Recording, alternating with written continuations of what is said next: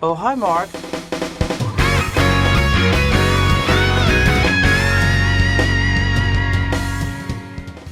Et bonsoir à toutes et tous. Bienvenue dans Podculture épisode 4. Podculture, donc le podcast bimensuel où nous tentons de parler de pop culture, de culture web, d'actualité, d'high-tech. Alors, high-tech, oui, on en parlera sans doute.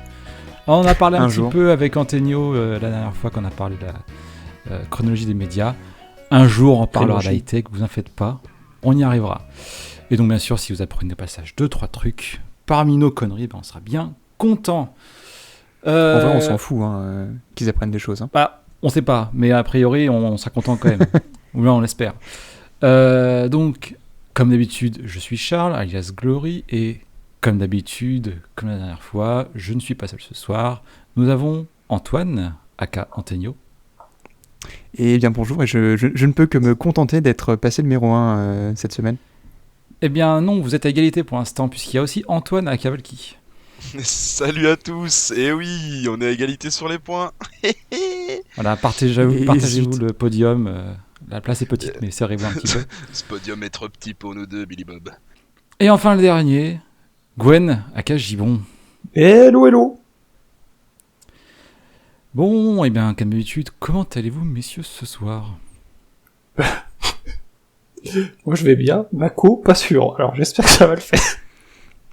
Pourquoi tu parles de co ? On est tous en direct, tous les quatre dans un studio actuellement, on se voit. Alors, je te fais signe de la main, tu me vois pas ?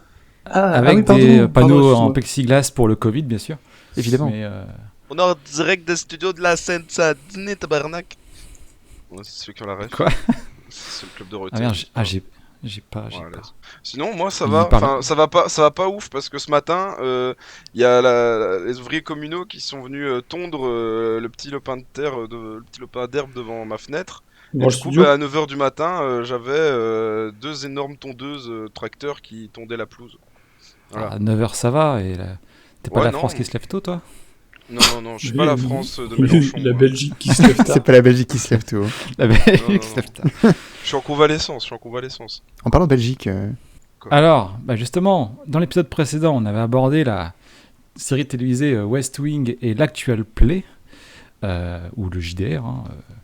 Et cette semaine, on fait bien sûr 2 chroniques qui n'ont bien évidemment rien à voir avec les précédentes. Et alors, on a parlé de Belge, mais alors, Antonio, qu'est-ce qu'on fait ?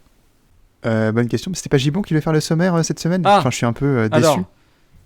Alors, Gibon, qu'est-ce qu'on fait ce soir ? C'est pas sympa en fait. Gibon il fait ce qu'il peut et toi tu le tacles comme ça. Putain, non mais Gibon, non. Glory, t'as vu ce que t'as fait ? T'es fier de toi ? Pardon. Ah mais je vais me flageller un petit peu. Je reviens, je vais me flageller 2-3 coups et je reviens. Après, à tout de suite. Après une petite page de pub. Très bien, comme ça je vais pouvoir lancer quand il est parti. Du coup ce soir, on fait un petit épisode spécial People, spécial Closer. Parce que du coup, Valky va nous parler de musique au travers l'univers de Hans Zimmer. Et ensuite, on aura une petite chronique sur une personnalité belge, s'il en est, JCVD Jean-Claude Van Damme, présenté par Gloryflix. Exactement. Donc on va commencer, il me semble, par de la musique. C'est bien ça ? Oui. Et pour ça, il nous faut un petit jingle. C'est parti. Allez, let's go. Jarvis, musique.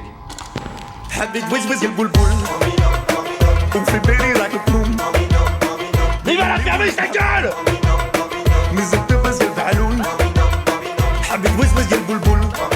Oh, fais péter les décibels, man. J'adore ce morceau.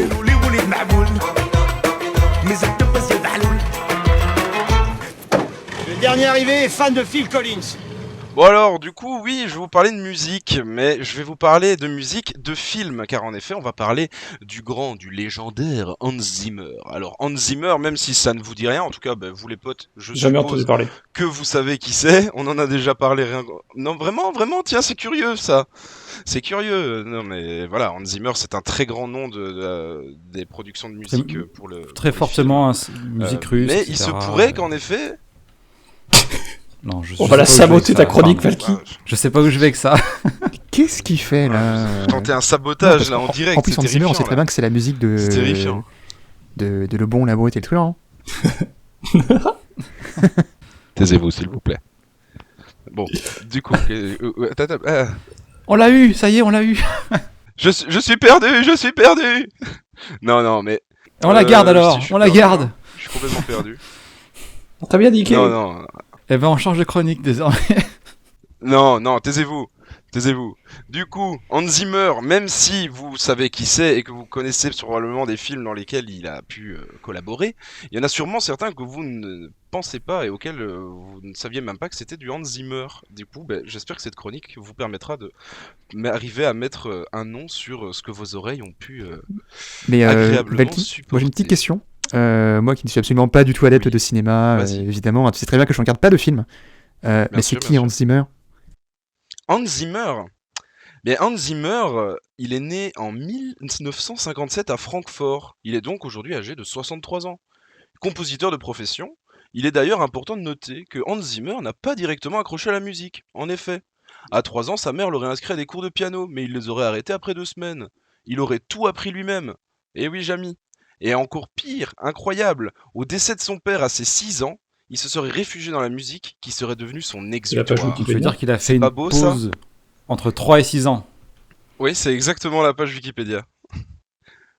Non, en fait, ça après j'ai été me renseigner, mais en gros, il avait été inscrit à des cours de musique quand il était très jeune, mais il aimait pas du tout. Genre le solfège et tout, il aimait vraiment pas. Et du coup, en fait, il a appris par lui-même. Vraiment, il était gamin et il apprenait par lui-même. Et puis très vite, il est devenu très bon. C'est autodidacte. C'est un petit génie, hein, en fait. C'est un peu comme... c'est complètement autodidacte, apparemment. Enfin, de ce qu'il en est après. On ne sait jamais, peut-être qu'il nous a menti. Je pense que par je ne pense pas. Professionnalisme, tu aurais dû l'interviewer. Là, juste sur la page Wikipédia, c'est... J'ai essayé, hein, j'ai envoyé un mail, mais ça n'a pas abouti. Des nudes. Give me nude. Non, j'ai pas forcément envie de voir Hans Zimmer en nu. Je t'avoue, c'est pas trop mon style de meuf, en fait. Je vais justement vous parler d'une petite anecdote assez marrante sur Zimmer. Donc au tout début de sa carrière, quand il était jeune, du coup, dans les années 70, en 71 précisément. 71 pour les Français. Il quitte l'Allemagne et part s'installer 71 du coup. Il part en Angleterre et commence à s'intéresser à la musique électro, qui est en plein essor à cette période-là. Donc il y a beaucoup d'instruments synthétiques qui commencent à apparaître, donc qui utilisent de la musique, des sonorités électroniques et tout, et plus seulement des instruments. Il devient d'ailleurs un des premiers utilisateurs des synthétiseurs polyphoniques, comme on connaît maintenant. Ça n'existait pas et c'est un truc qui était en train d'arriver. Et grâce à ça, comme c'était un des premiers à utiliser les synthés, il s'est retrouvé dans un groupe.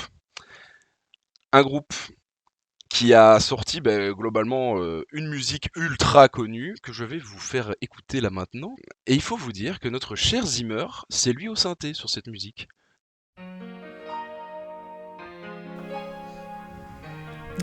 Si, quand même. Ce début ne vous dit peut-être rien. Mais juste après, là, dans quelques instants, vous allez faire « Ah oui !» Je vois très bien aussi. Je sais plus comment s'appelle le groupe. Ah, il fallait bien que quelqu'un qui le fasse.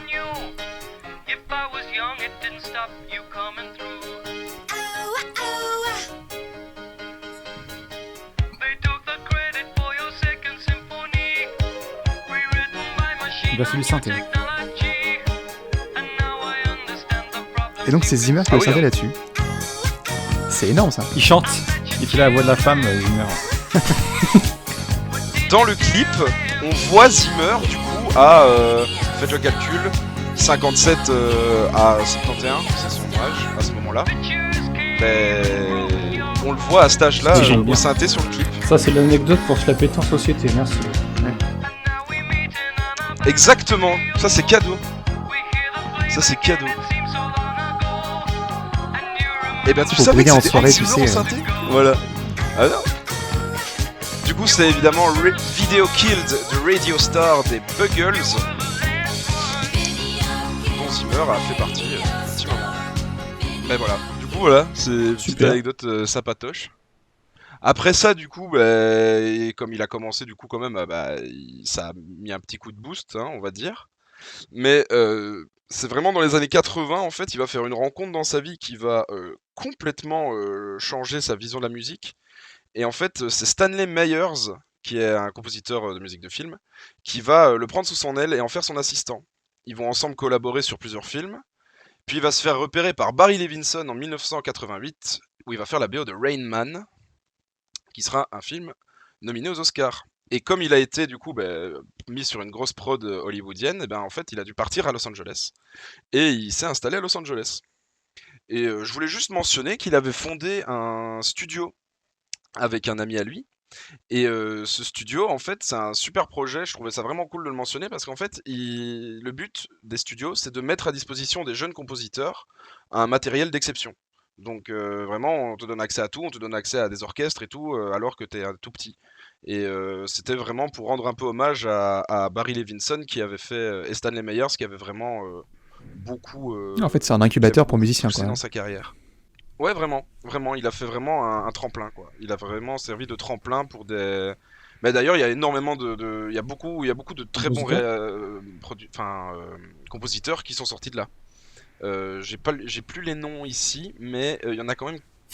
J'avais été voir les noms et c'était quand même des gros trucs. Une chronique très bien préparée, on vous disait. Non, je les ai plus là, malheureusement. Mais bien préparé, oui, parce que j'ai perdu une partie de mes notes et du coup, voilà. Mais ça arrive, hein, c'est des choses qui arrivent. Mon chien les a mangés. C'est des choses qui arrivent. Ensuite, là, du coup, notre Hans, il compose sur des films, mais bon, c'est pas non plus des gros blockbusters non plus. On retient pas forcément son nom. On commence à le voir, il est connu dans le milieu, mais pas forcément connu des gens. Et en 1994, il se passe quelque chose dans la vie de Zimmer. Il est invité sur une production des Walt Disney Studios, sur un film légendaire, à la musique légendaire. Sa première participation à un film d'animation. On le voit tous venir gros comme une maison. Hein. Frozen, évidemment. Titanic.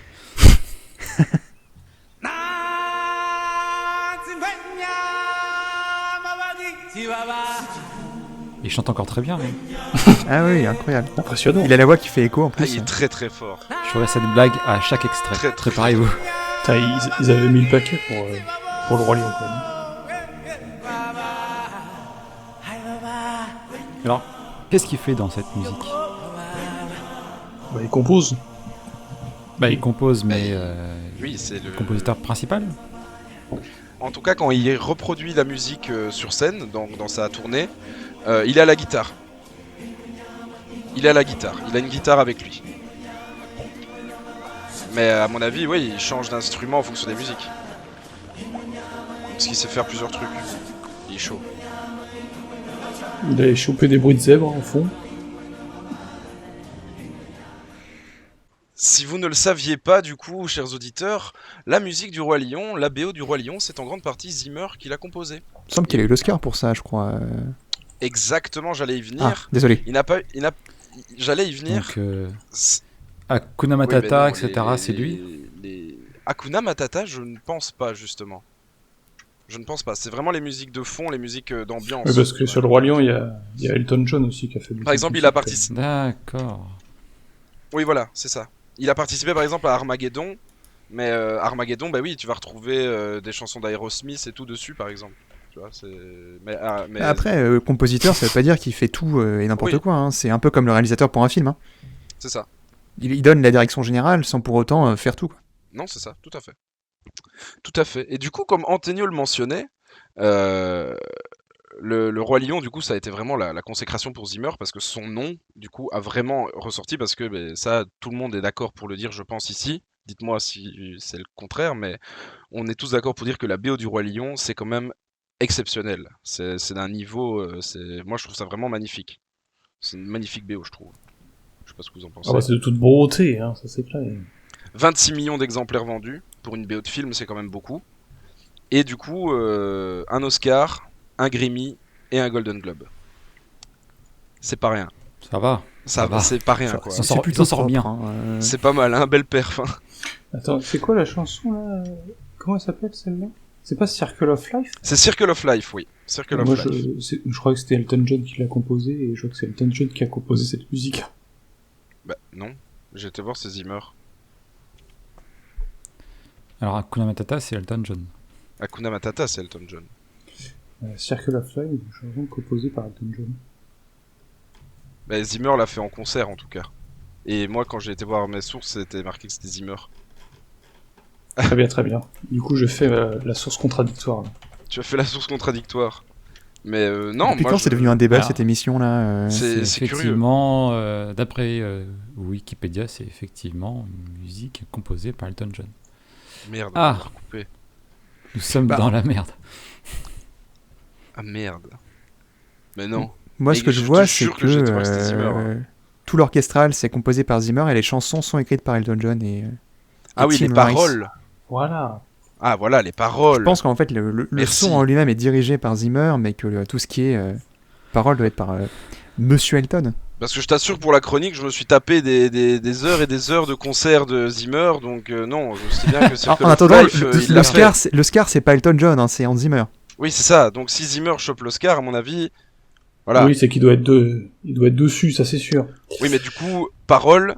C'est peut-être en effet Elton John qui est peut-être à l'écriture de certaines paroles, mais pour tout ce qui est mélodie, c'est Zimmer, puisque c'est lui qui est compositeur, c'est lui qui compose. Les paroles reviennent probablement à quelqu'un d'autre, et ça je sais pas comment ils s'arrangent, ils ont travaillé à plusieurs. Hans Zimmer, même sur plusieurs productions, a travaillé à chaque fois, il travaille rarement seul, c'est rare qu'il soit seul en fait. Dans plusieurs films, notamment des films qui vont passer après, il travaille toujours en groupe. Enfin, où la plupart du temps, il a quelqu'un avec lui. Où il co-compose. Et de toute façon, c'est lui qui a reçu les récompenses, comme tu disais. Les récompenses sont à lui. Hein. C'est Zimmer qui est dessus. Ça, ou alors Elton s'est vraiment fait voler. Hein. Après, Elton, je pense qu'Elton John a eu aussi pas mal de récompenses dans sa carrière. Hein.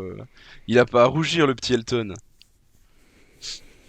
Du coup, ben voilà, Roi Lion, consécration. Notre cher Zimmer explose. Et ben voilà, je vais m'arrêter ici pour la petite partie historique sur Hans Zimmer, parce que maintenant, ben voilà, Hans Zimmer, c'est la carrière qu'on lui connaît, c'est des films exceptionnels. Ah donc tu t'arrêtes en 94 Pardon ? Tu t'arrêtes en 1994, il s'est rien passé depuis. Mais depuis, il est depuis, c'est juste qu'il, voilà, je vais expliquer juste d'où il nous venait. Maintenant, voilà, sa vie, c'est ce qu'on y connaît, c'est voilà, c'est ses tournées, c'est ses films, c'est voilà, il a rien fait de spécial. Je vais pas vous parler de sa vie privée, de ses remariages et tout, qu'est-ce qu'on s'en fout. Non. Ah, si ça m'intéresse. Si vous voulez de l'anecdote, Zimmer, pour l'anniversaire de Tomorrowland, avait fait avec d'autres DJ l'anthem du festival. Voilà, si vous voulez une info. Vous voulez une autre info ? Eh ben, Hans Zimmer, il est passé sur scène à Coachella, aux États-Unis. C'est stylé ça. Ça, Coachella, c'est un énorme festival aux États-Unis. Et du coup, Hans Zimmer était sur l'affiche. Et tu pouvais du coup aller voir Zimmer en festival. Mais alors, moi, ce qui m'étonne, c'est que Zimmer, alors, l'image que moi j'en ai, c'est un mec qui fait des musiques très philharmoniques, très ambiance pour les films d'action ou les films de suspense, type Nolan ou autre. En tout cas, c'est l'image que moi j'en ai de mon point de vue de Qu'est-ce que t'es resserré, Laurent. Et au final, qu'est-ce qu'il peut faire comme musique sur des festivals comme ça où c'est très électro, très techno. Mais justement, je pense que tu te trompes et que c'est l'image que beaucoup de gens ont de Zimmer, c'est que Zimmer fait toujours un peu du sensationnel, tu vois, de la musique vraiment sensationnelle. Mais le premier extrait qu'il a donné. Oui, voilà. Alors oui, mais c'est justement, je trouve que c'est deux extraits qui sont en contraire avec a priori l'image que moi j'ai de sa carrière jusqu'à aujourd'hui. Tu as sa carrière jusqu'à aujourd'hui. On va jouer à un petit jeu alors, si ça te dérange pas. On va jouer au Zimmer, pas Zimmer. Stylé ça.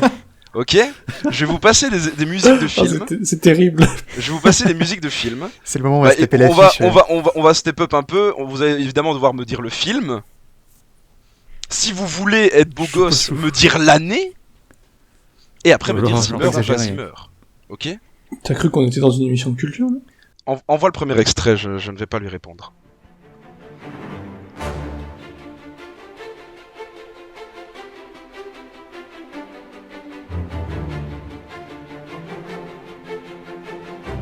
Alors moi je dis que c'est du Two Steps From Hell ça. Hein. C'est pas du Zimmer. Et si, c'est du Zimmer. C'est du Zimmer, bande de nuls. Et pourtant, on dirait vraiment du Two Steps From Hell. Et non, c'est du Zimmer parce que... Est-ce que vous avez le film, par hasard? Non, non plus. Pourtant, la musique, elle est vraiment cool.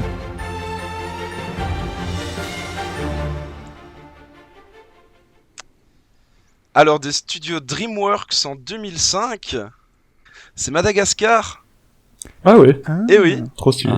Et c'est Zimmer à la prod. Eh oui. Parce que des studios DreamWorks, faut savoir, du coup, studio DreamWorks avec Spielberg, du coup, machin, très pote avec Zimmer, Spielberg lui a donné la direction de l'aile musicale de DreamWorks. Du coup, on va beaucoup retrouver Zimmer sur des productions DreamWorks. Voilà. Ah ouais, ok. Voilà. Stylé. Sacré bonhomme, hein. Quel boss. Du coup, on va continuer le Zimmer, Attends, pas il a été Zimmer. chez Disney. Ça commence bien, chez notre affaire. Il va manger dans... Ah il faut savoir aller partout. Il faut savoir aller partout, il faut savoir un peu toucher à tout. Bon allez, je vous envoie du coup le deuxième extrait. À vous de me dire d'où est-ce que ça vient.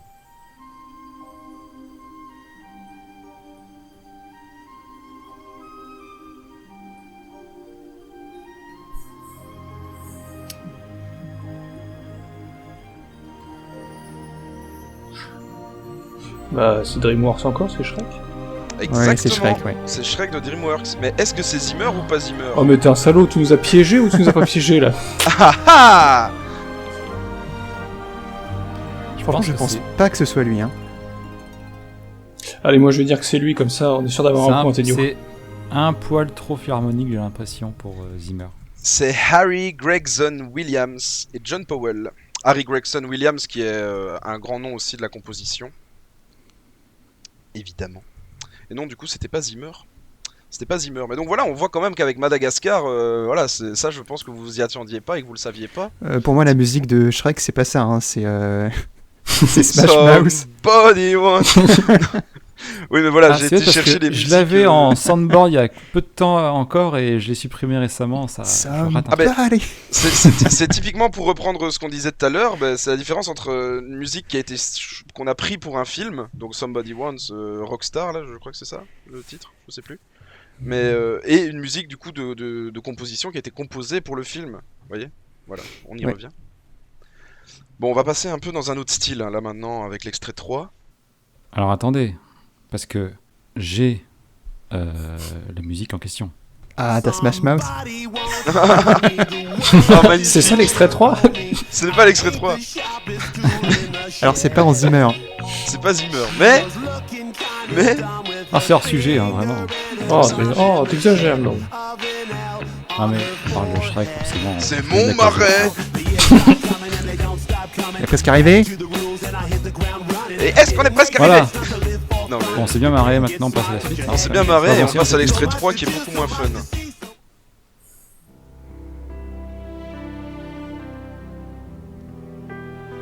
Ah. Ah bah oui. Ah bah oui. Ah, c'est quel film ça? Ah putain, oui.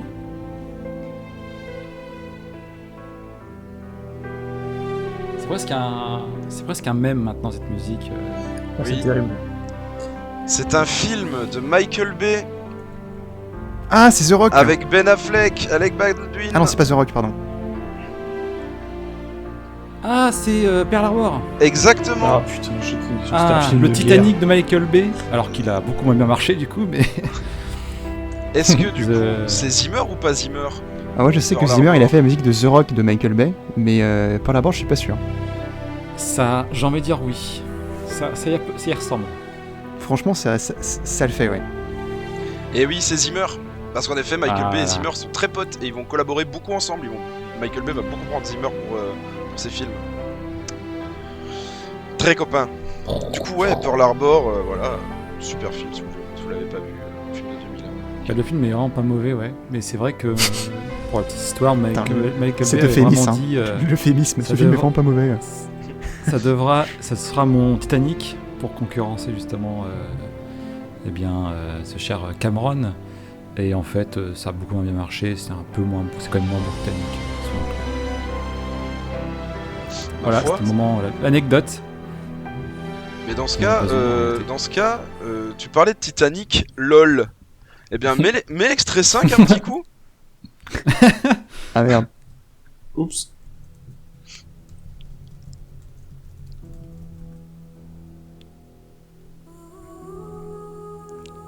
Le Seigneur des Anneaux. Du coup, Titanic, de James Cameron, on en parlait tout de suite. Ça pour le coup, c'est pas Zimmer. Ça pour le coup, ce n'est pas Zimmer. En effet, c'est James Horner. Aussi... Ça Céline. C'est pas Céline. Non, mais non, justement. Ah, tabarnak. Justement, non. Ça, une nouvelle fois, la différence entre composition et une musique... Ça, c'est la musique sans parole. C'est la musique du film, ça. C'est la musique qui est pas pendant le film. Tu vas les faire par deux à chaque fois. Bientôt Titanic, je pense. Voilà. On va pouvoir essayer à chaque fois de deviner l'extrait 2 en fonction du premier extrait. De quoi? Tu le fais toujours par deux, j'ai l'impression. Mais regarde, on va faire par deux, mais on va rester dans les bateaux. On voit l'extrait 4 du coup. Ouais. Parce que j'ai zappé. Un indice. On voit le 4. Ah, c'est Pirates des Caraïbes. Eh oui. Ça, c'est Zimmer. Ah oui. Et ça, c'est Zimmer. C'est dans le premier, ça? Non, c'est le 2 et le 3. C'est une musique... ce thème-ci, précisément, n'est jamais sorti dans les films. C'est un thème, c'est une suite, en fait, qui a été faite, qui est dans les albums de BO. C'est pas le thème de David Jones? Si, c'est le leitmotiv de David Jones, ça, pour le coup. Ouais. Oui, c'est un son qui devait de base servir pour David Jones, mais qui n'apparaît pas dans le film. Mais c'est composé dans le but de David Jones. Ça reprend sa mélodie. C'est vrai qu'il a... C'est le thème de sa boîte de musique. Dans son bateau. Mais je vais juste écouter encore un tout petit peu parce que je trouve que ce son est vraiment exceptionnel. Je viens de le couper. Ah, je crains. Bon, tant pis, on passe à la suite. Tant pis, on passe à la suite dans ce cas. On passe à la suite. Du coup, bah oui, Pirates des Caraïbes, juste un petit mot, bah voilà, c'est un film Disney, hein, du coup, donc voilà, il revient à nouveau chez Disney. Un film de Gore Verbinski, qui est aussi un big pot, hein. En fait, Hans Zimmer, vous allez vite vous rendre compte qu'il est pote avec qui ce gars est-il pas pote, hein, Mais il est pote avec tous les gros réals parce que niveau enfin, parce que c'est voilà, pour la moula. c'est comme ça. Oui, après, je pense qu'il est pote avec l'argent. Comme beaucoup de monde dans ce monde.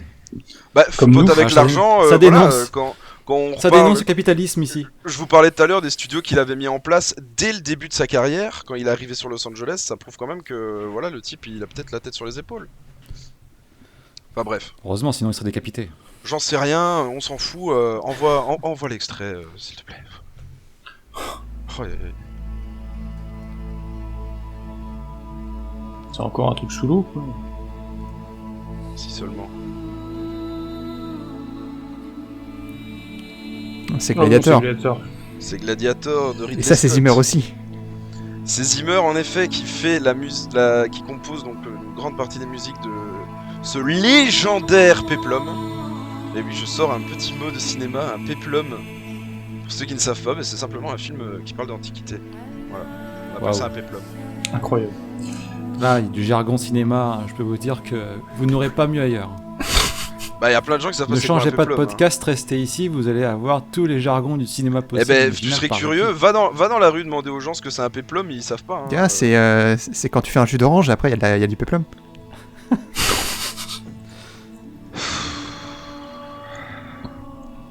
C'est même pas si drôle que ça finalement. Non, c'est vraiment même pas drôle. Oh, on voit l'extrait suivant, s'il te plaît.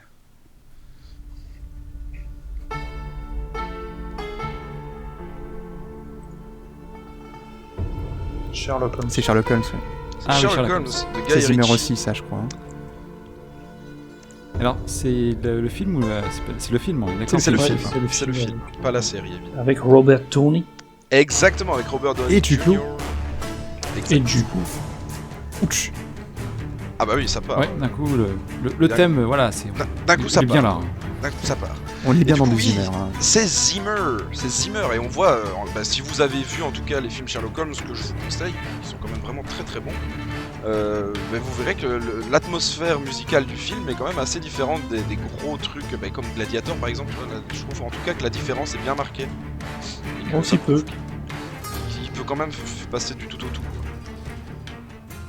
Oui, parce que Sherlock Holmes, il est un peu plus espiègle, c'est pas... Oui, c'est ça, c'est un peu plus Gladiator, vivant. le gars, il est pas espiègle du tout, il veut juste casser des gueules. Mets-toi un peu à sa place. Mets-toi un peu à sa place, s'il te plaît. Imagine-toi dans un champ avec la main dans les épis de blé. Comme je suis pas né avant 5 siècles avant Jésus-Christ, forcément, je m'en sors mieux, peut-être. Je dois te rappeler quand il retrouve sa femme et ses enfants. Tu sais que l'Empire romain, c'est pas trop 5 siècles avant Jésus-Christ. Hein. Je voulais dire 5 années avant Jésus-Christ, j'ai dit 5 siècles sans me faire... voilà. Ouais, non, tu es juste nul en histoire, tu peux le dire, tu sais. Je suis ingénieur en histoire, ok. On t'en veut pas. Ah ben, on voit le 8 alors.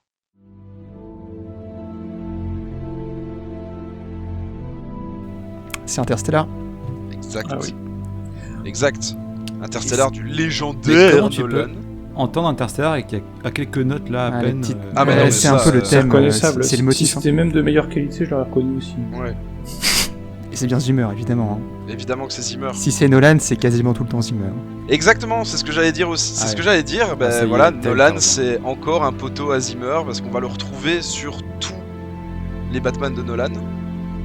Sur quasiment tous les films de Nolan en fait, sauf Tenet. Ouais. Tenet, il n'était pas dispo parce qu'il faisait Dune et prochain James Bond. Exact, il est, il est sur le prochain James Bond. Il est sur No Time to Die, ouais. Ouais. Donc il était un peu busy, le Zimmer. Peut-être un jour. Qu'on espère. Moi, je l'attends. Ça fait 1 an que je veux voir ce film. No Time to Die. Alors, il faut noter aussi, du coup, comme je disais, Poto, il est aussi sur Dunkerque. Le film Dunkerque. Sorti, il habite à Dunkerque. Il n'habite pas Dunkerque, mais il est aussi sur la BO de Dunkerque. Tu peux passer à la suite. Suivant.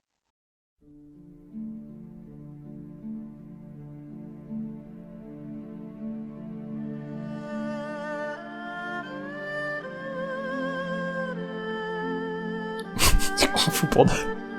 Exact. C'est Kung Fu Panda. Et ouais. Alors, je crois que c'est lui Kung Fu Panda aussi. Hein. Et c'est oui. C'est Zimmer. C'est Zimmer sur la BO de Kung Fu Panda. Voilà. Mais... Bon, bref. Il dit Pity Glory. Mais c'est pas comme ça, je voyais Zimmer. J'en parlerai plus tard. En fait, ton jeu, c'est pas Zimmer ou pas Zimmer, c'est Zimmer ou Zimmer. Hein. Ah bah oui, mais c'est parce que... Il voulait juste nous jaquer au début. Je voulais juste vous piéger un peu, et là, maintenant, voilà. Après, c'est parce qu'en fait... Vous allez comprendre avec le tout dernier extrait. C'est sûrement Zimmer. C'est très sûrement Zimmer. Spoiler, c'est sûrement Zimmer. C'est sûrement Zimmer.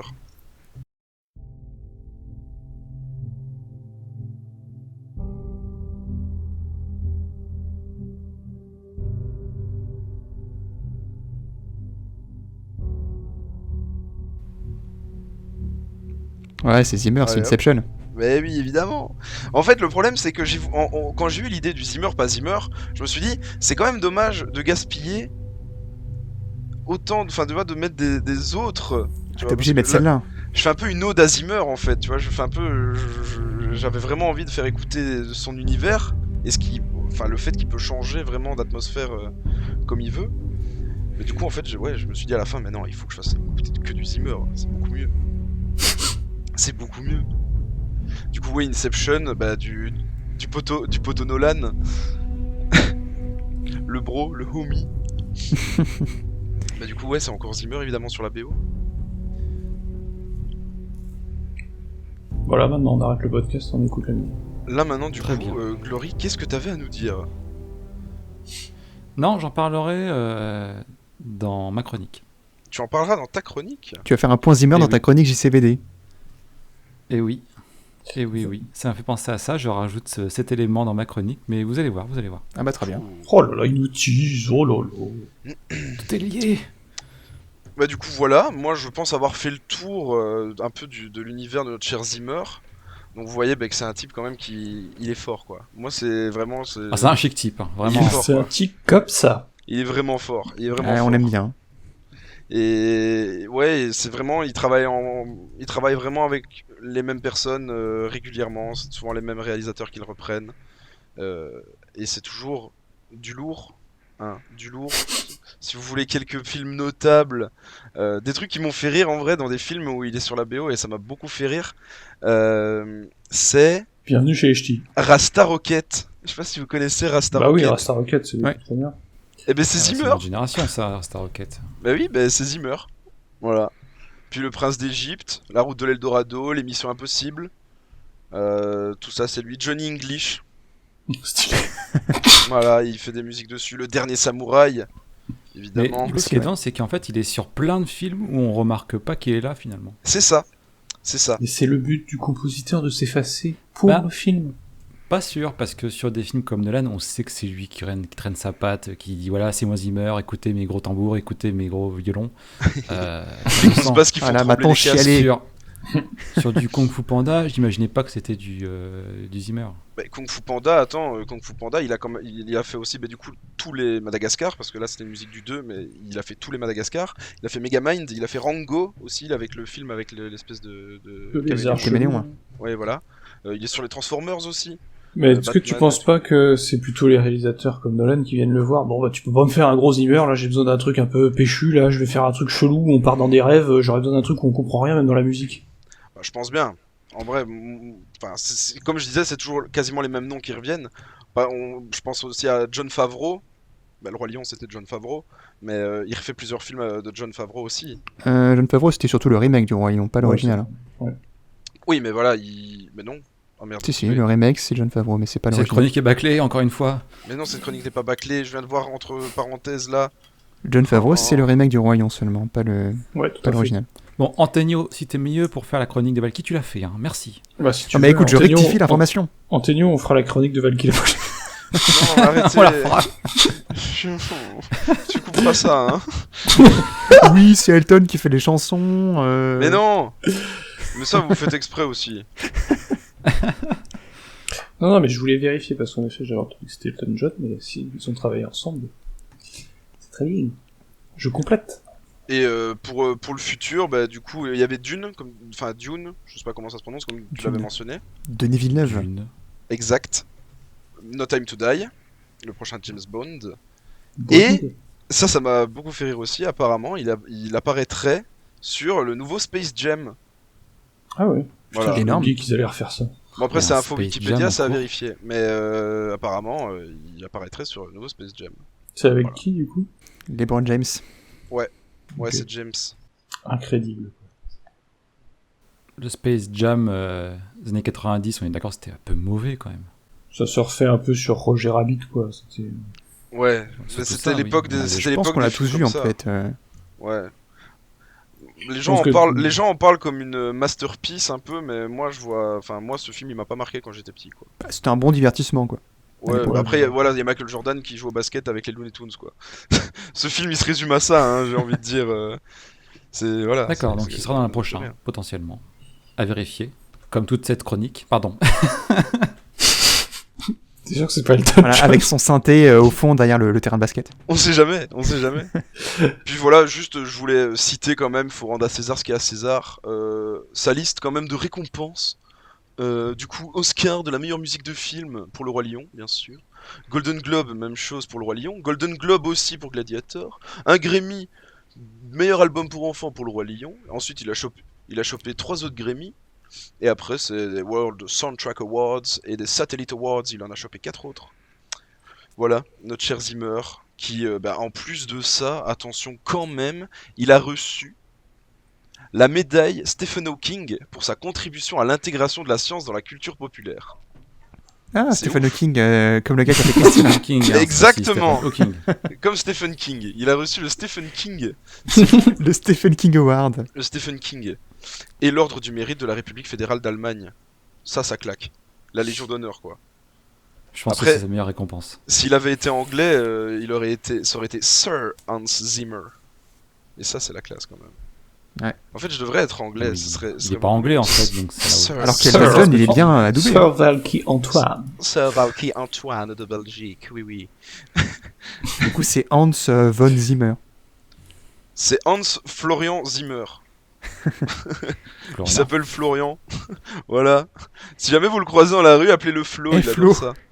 Voilà, c'est tout pour moi. Est-ce qu'on a fini de lui manquer de respect à ce monsieur quand même on va arrêter de manquer de respect à cet immense artiste, cette immense pointure de la musique. J'espère quand même que je vous ai appris des trucs.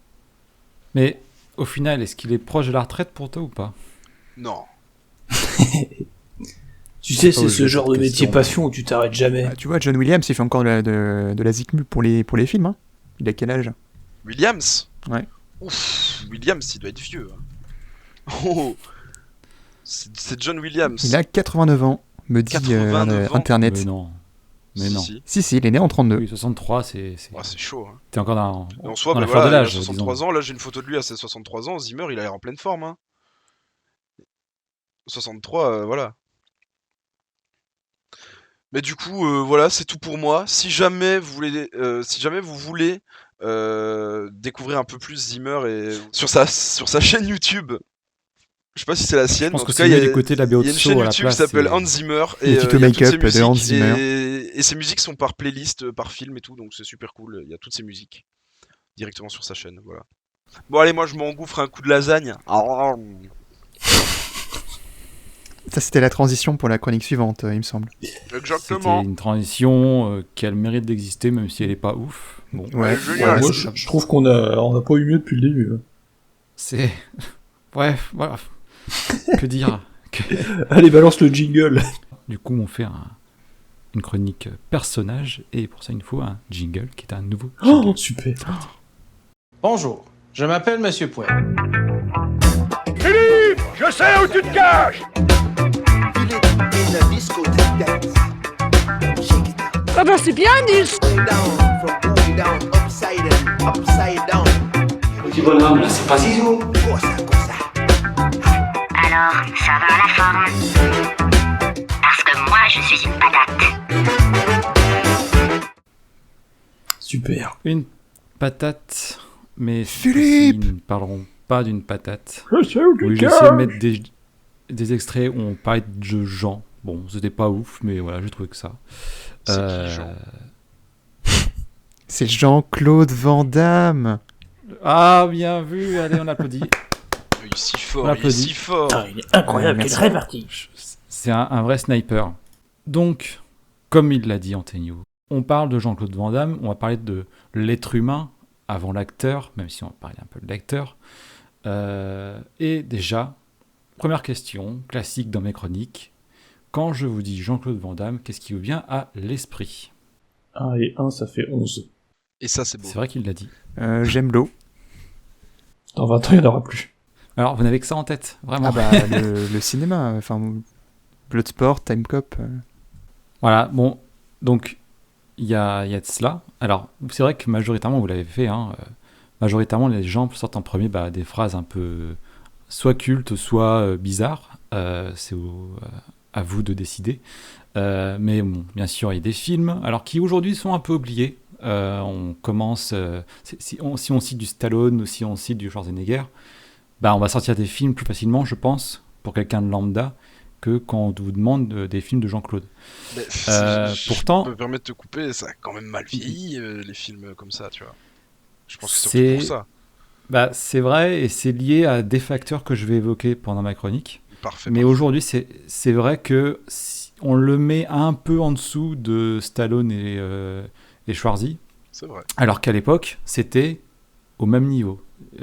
J'en parlerai bien sûr, mais Jean-Claude, c'était la movie star, c'était le gars qui pouvait combattre du Chuck Norris et autres.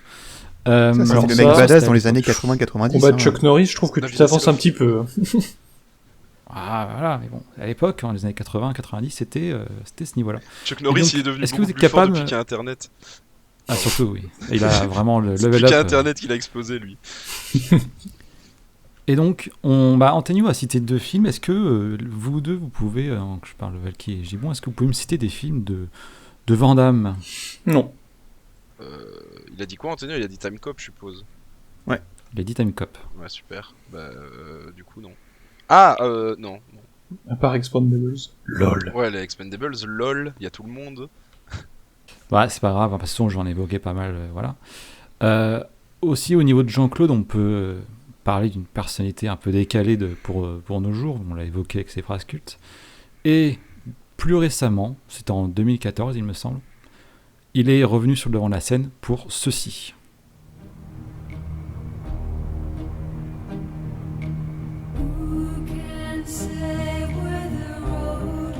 Est-ce que ça vous parle ? C'est pas lui qui chante évidemment. C'est Zimmer. C'est Zimmer qui chante.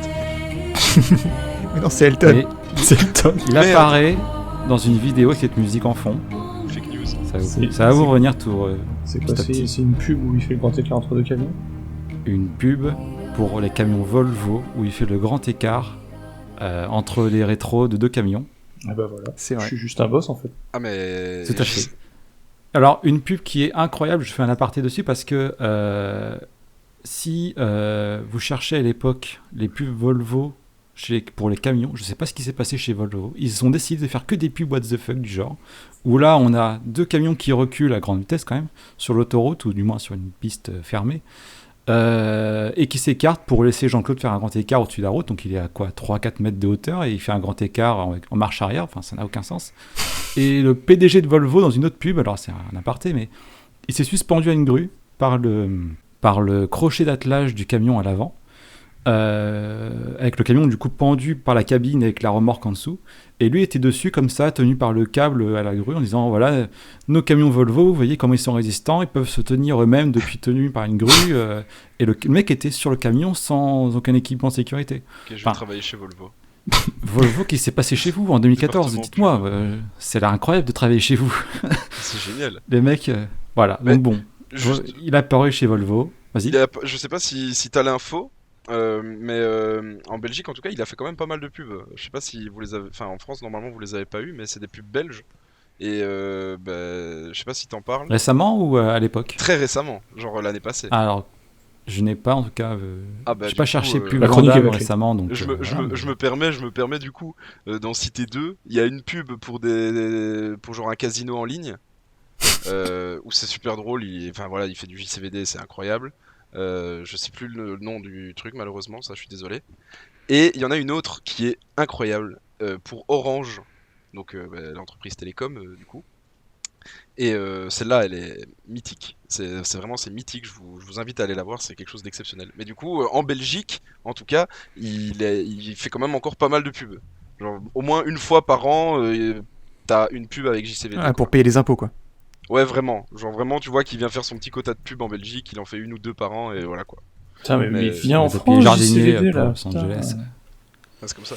Non mais voilà, donc écoutez, moi j'irai faire un tour sur YouTube pour m'en renseigner dessus parce que ça m'intéresse. Ah ouais, je vous la montre en off, c'est incroyable. Si vous cherchez vous-même dans YouTube Jean-Claude Van Damme ou JCVD, majoritairement malheureusement vous allez avoir des trailers de films qu'il a pu faire, mais aussi que des vidéos où on a ces fameux moments je suis aware avec et c'est un peu triste, et donc bon, je peux pas passer à côté, c'est du Jean-Claude, voilà, et donc on a par exemple cet extrait là. Sans ma femme, mes enfants, ma mère, j'aurais jamais réussi. Jamais. Il faut vivre la vie au jour le jour, à la seconde. Alors on apprécie les détails, des trucs comme ça. Bon, parfois on se pète la gueule, mais ça vaut le coup. Cette salle où je m'entraîne, moi j'habite à la mer du Nord. Parce que j'adore mes chiens, comment dire, parce que là je mélange mes pensées, mais je reviens toujours à ce que j'ai pensé, excusez-moi. Moi, même découpé, tu peux le mettre en ordre. Même découpé, tu peux... Bon, okay. La mer du Nord, pour moi quand j'étais jeune,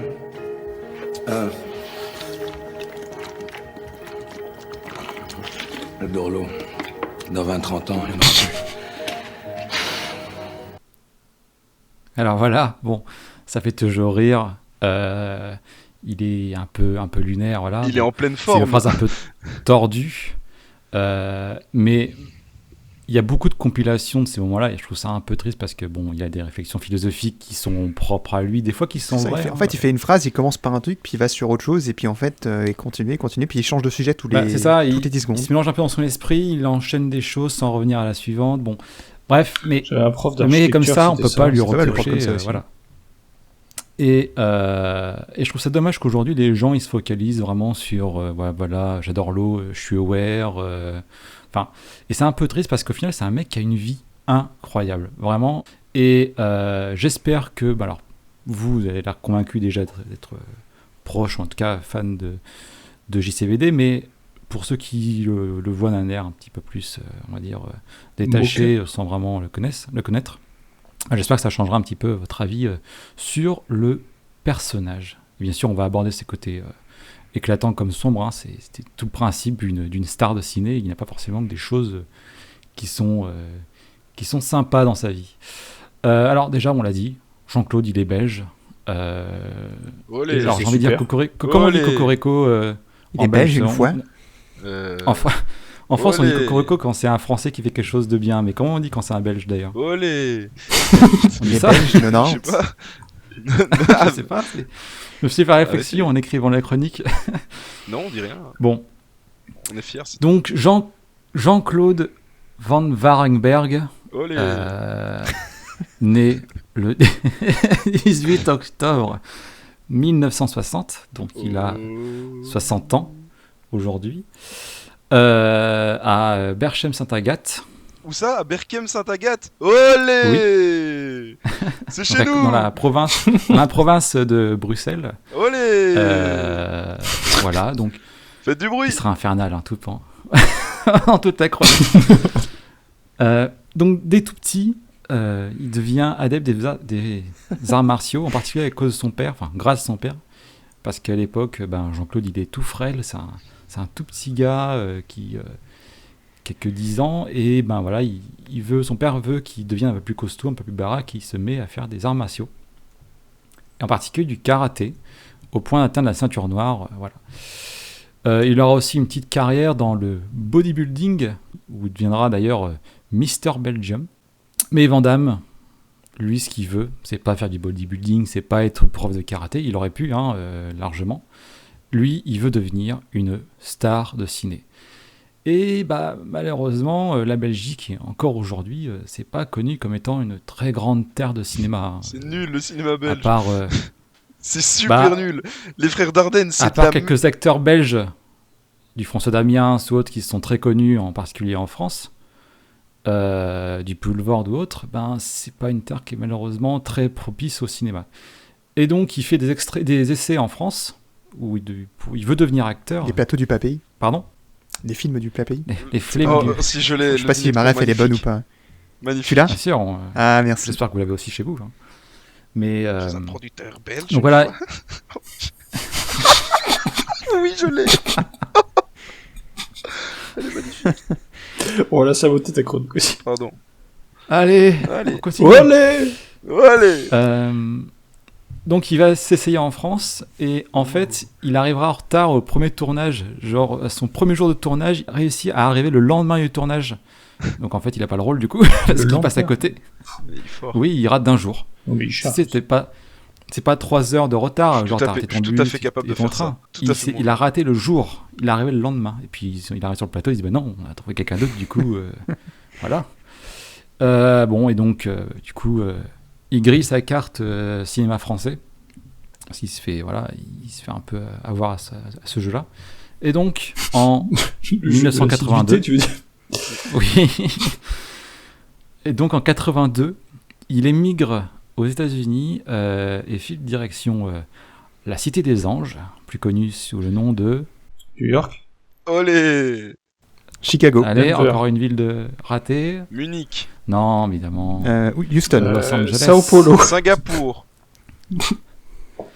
Tourcoing. Olé. Ça, c'est les potes, ça. Le nord de la du France, coup, il a dû croiser Zimmer. Il a croisé Zimmer. Je sais pas s'il a croisé Zimmer, mais ils ont dû être en même temps à Los Angeles, du coup. Oui. Moi, je dis, on n'a jamais vu les deux dans la même salle en même temps. Il file à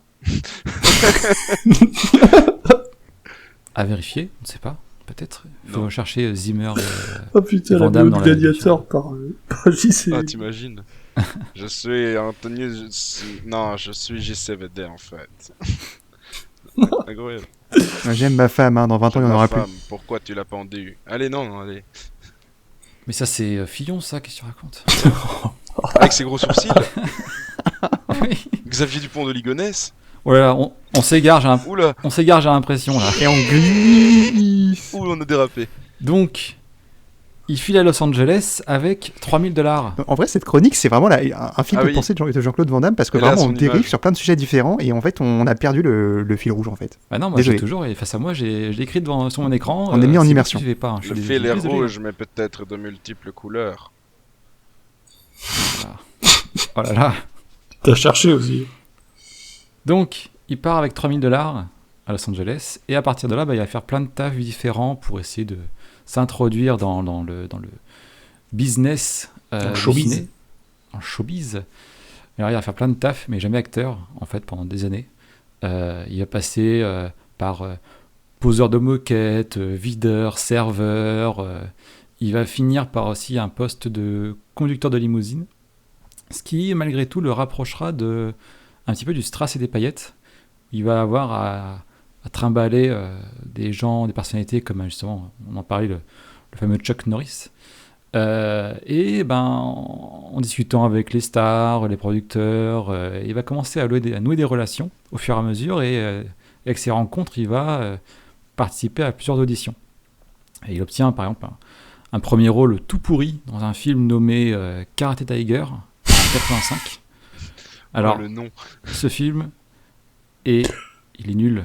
Mais si vous pouvez le voir parce que vous n'avez pas grand chose à faire, regardez-le, il est très drôle. Malheureusement, il apparaît pas beaucoup dans le film. Et d'ailleurs, j'ai pas dit, mais il en profite pour se renommer non pas Jean-Claude Van Waregberg, mais Jean-Claude Van Damme. Et alors, pourquoi Van Damme, selon vous? Parce que Damme en anglais, ça veut dire barrage. C'est sûrement ça. Parce que, je sais pas... Ou Damn. Van Damme. Damn. Non. Van Damme, comme le mot damage en anglais, hein. Et en fait, c'est pour faire plus viril et plus film d'action, genre de choses. Voilà. Genre damage. C'est seul, Johnny Napalm. Van Damage. Van Damage. Et donc, j'ai dit, il participe au film Karate Tiger. Alors, je vous fais un petit aparté sur Karate Tiger. C'est incroyable. C'est l'histoire d'un gamin qui veut devenir karatéka expérimenté et qui va se faire en fait entraîner par un maître japonais. Oh, merde. Bien sûr, aux États-Unis, il y a des maîtres japonais partout. Et donc, et à la suite d'une altercation avec la mafia italienne et son père, donc le père du gamin qui veut devenir karatéka, voilà, il se retrouve face à la mafia italienne. Et donc, le film n'est pas intéressant du tout. Vraiment, il est drôle parce qu'on regarde aujourd'hui qu'à un œil de 2021 où on se dit bon, c'est un peu nul, mais il n'est pas intéressant, même s'il a eu son petit succès aux USA et en Europe. Et en fait, Van Damme, pour son premier rôle, apparaît 10 minutes et c'est le grand méchant du film. Donc, il apparaît 10 minutes comme étant un mafieux russe, mais qui appartient à la mafia italienne, donc ça n'a aucun sens déjà. C'est super. Dites-moi dans quelle ville les mafieux comme ça. Melting Pot, mon gars. De la mafia italienne. Peut-être, mais en 84 dans les villes américaines. C'est le partage des cultures. Voilà. Et donc bon, il fait un méchant et en gros, le méchant qui le bat à la boxe à la fin, c'est le boss en fait du film. Hein. Et il a quelques répliques, dont une qui est incroyable et je vous la fais passer.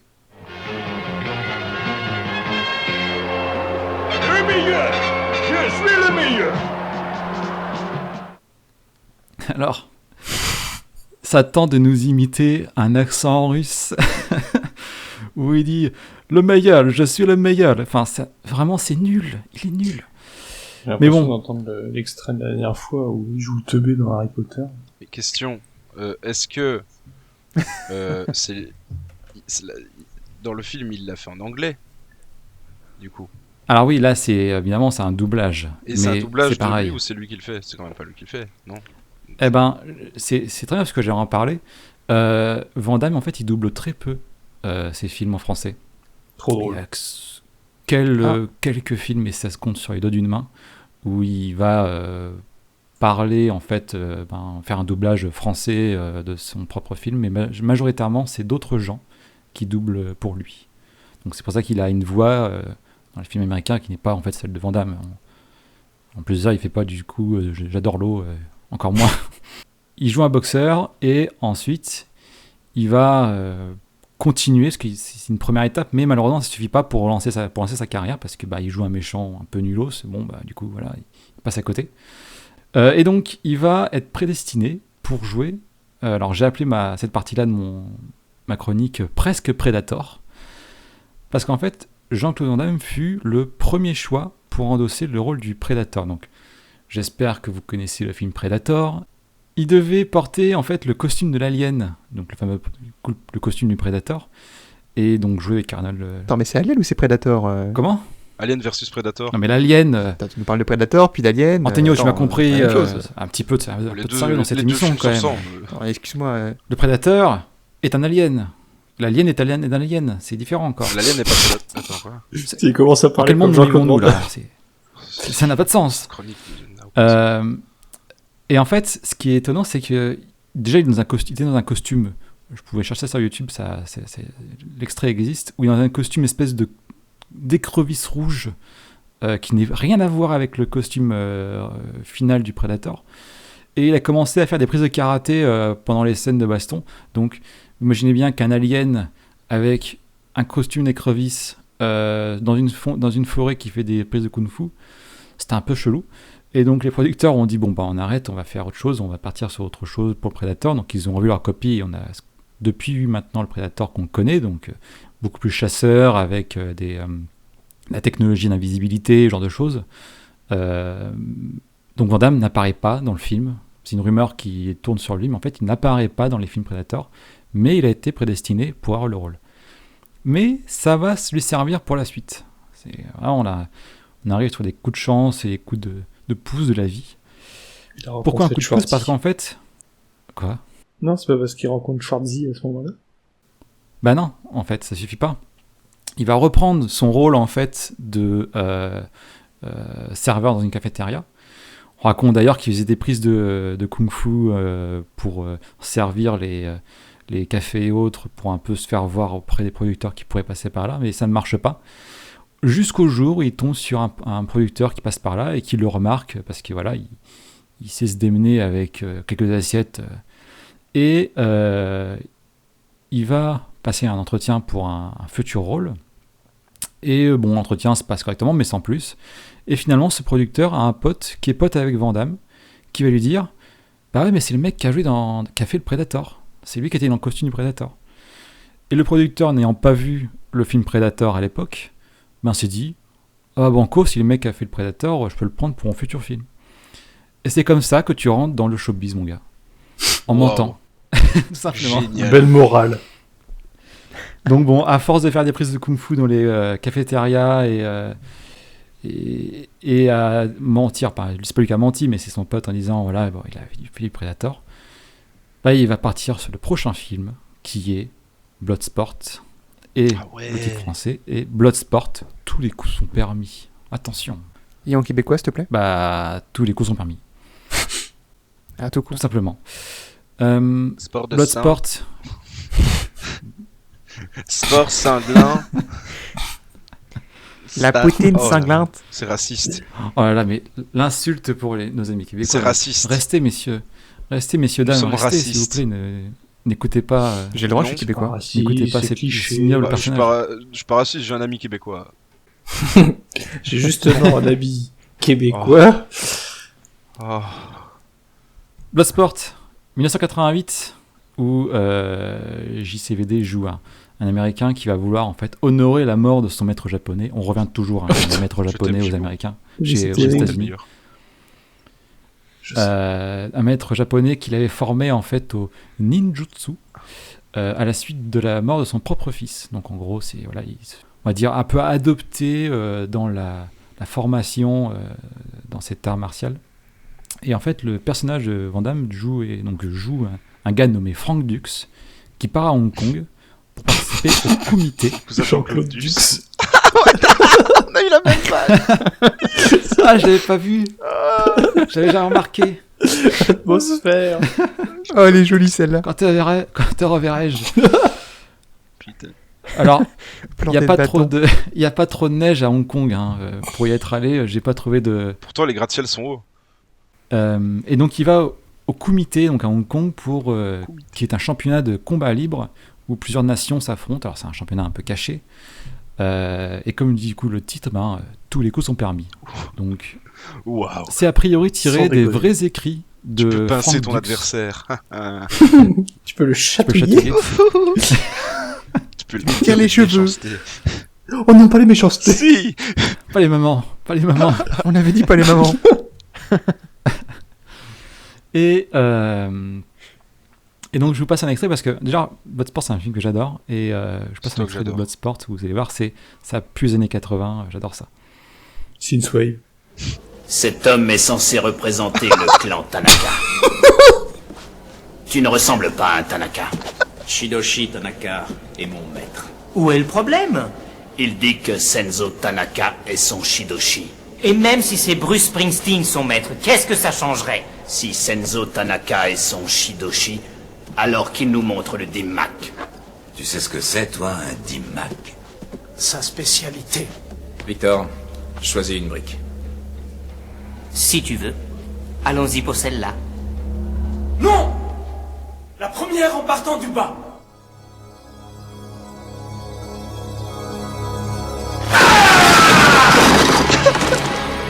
Oh, ouais!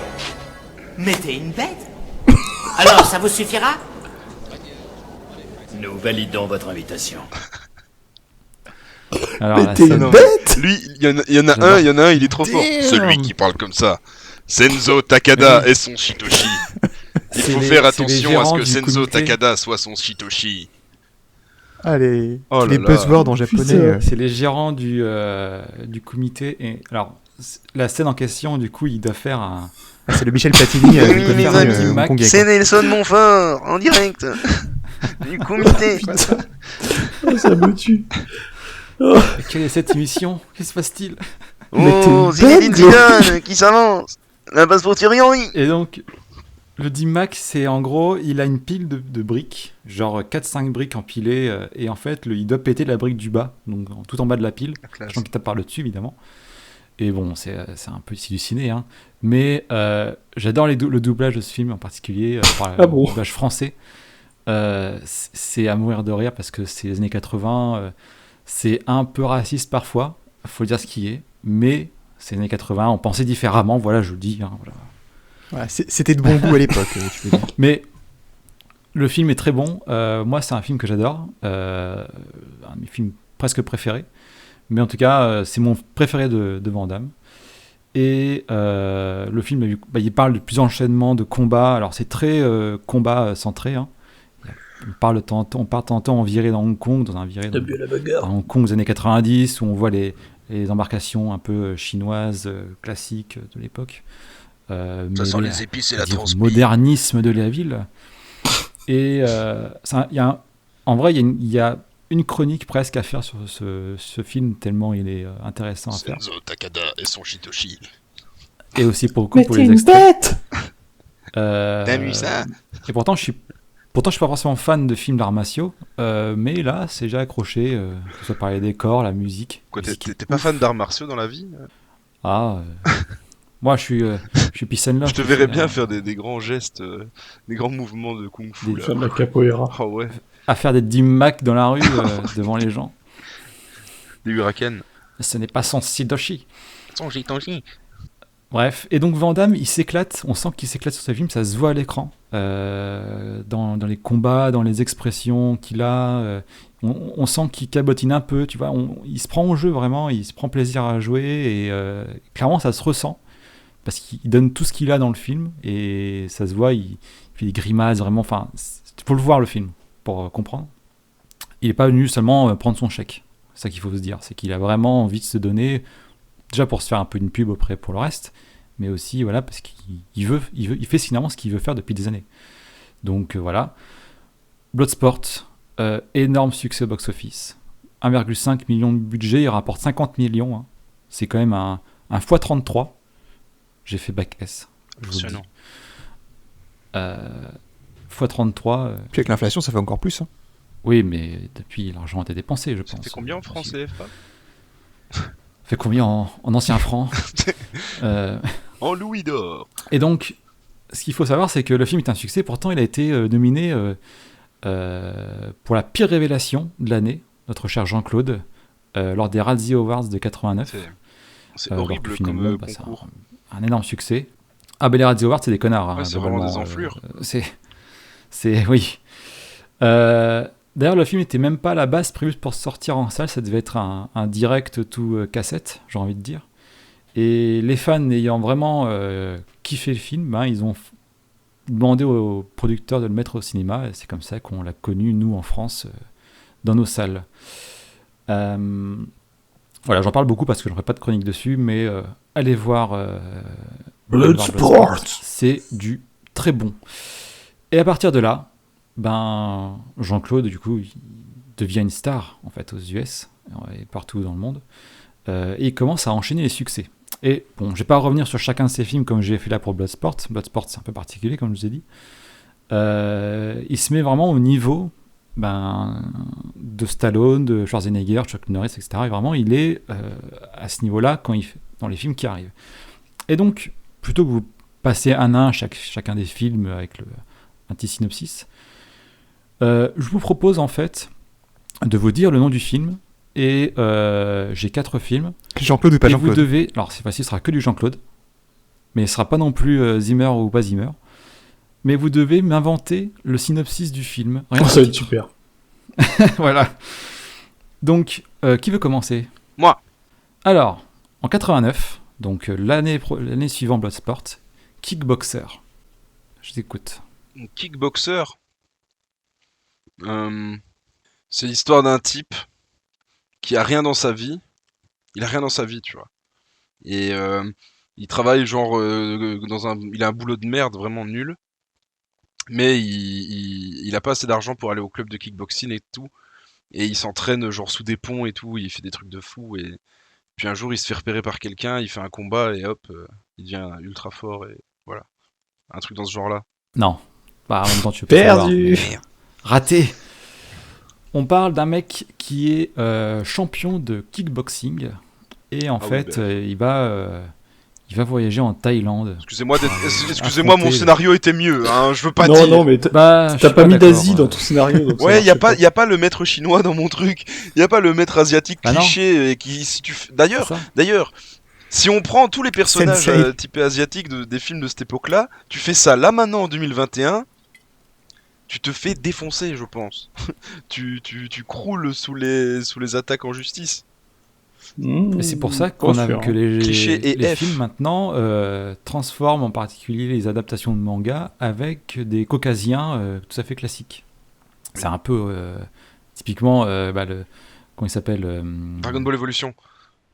Dragon Ball Evolution. Oh, ouais. Non, c'est l'inverse. Ils avaient transformé le personnage principal en caucasien et gardé que des persos asiatiques à côté. Bon, c'était un film ridicule, hein, vraiment. Donc, non. Il n'y a pas eu de film Dragon Ball, hein, je vois pas de quoi vous parlez. C'est comme le film Avatar de Diamètre de l'air, il n'y en a pas. Tout à fait. Il y en a eu un ? Je suis désolé. Non.